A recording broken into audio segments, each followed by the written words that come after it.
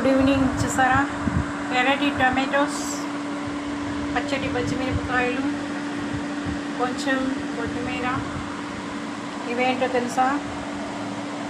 అవి ఉల్లికాడలు, బెల్లం, Kashmiri chilli powder, ఇది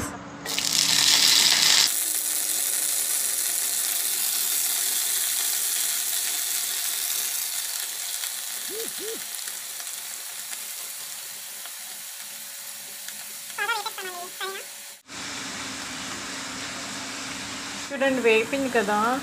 కొంచెం అల్లం వెల్లుల్లి పేస్ట్ వేద్దామే.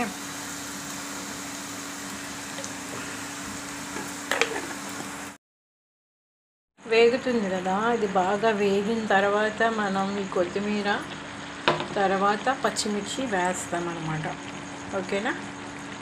ఆ తర్వాత లాస్ట్లో ఇవి వేసి వాటర్ వేస్తాం. సరేనా? అది వేగుతుంది.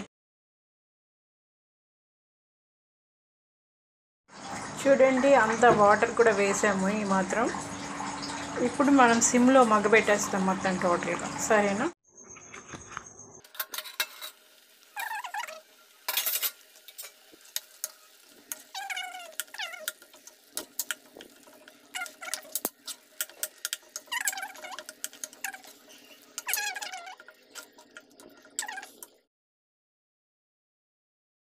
వేసిన కొద్దిగా కొంచెం బయటకు వచ్చింది కదా, ఇంకా ఆపేద్దాం.